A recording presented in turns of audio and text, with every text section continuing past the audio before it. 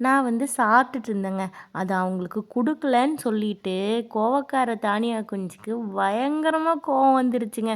கோவம் வந்துட்டு அவங்க கையில ஒரு டாய்ஸையும் வச்சுட்டு ரொம்ப அங்கேயும் இங்கேயும் போயிட்டு கடைசியில அழுகவே ஆரம்பிச்சுட்டாங்க ரொம்ப. அது பார்க்கறக்கு ரொம்ப அழகா இருந்தது. கடைசியில அழுது வாங்கிட்டாங்க. வாடா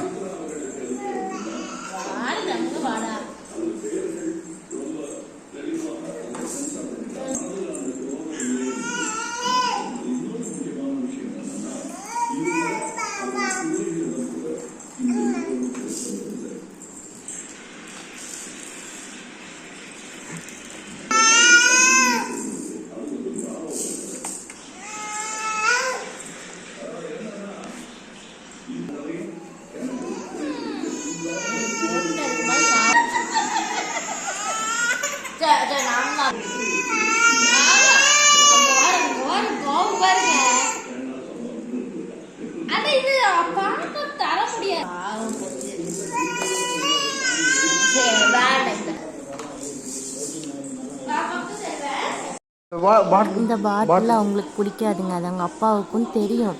அதை வேணும்னே அவர் கொடுத்து அவரை கோவப்படுத்திட்டு இருந்தாங்க. 2 பேரும் சும்மாவே இருக்க மாட்டாங்க. இந்த மாதிரி தான் பாருங்க. அவங்களுக்கு எப்படி கோவம் வந்து தள்ளிட்டு இருக்கான்னு. தட்டி தட்டி பார்த்துட்டு கடைசியில் அந்த இடத்த விட்டே கிளம்பிட்டாங்க.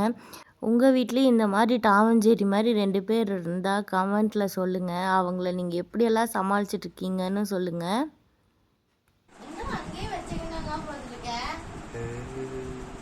நைட்டெல்லாம் சண்டை போடுறது, காலையில் ஆனோன்னே அவங்க அப்பா கிட்ட தான் மறுபடியும் ஓடுவாங்கங்க.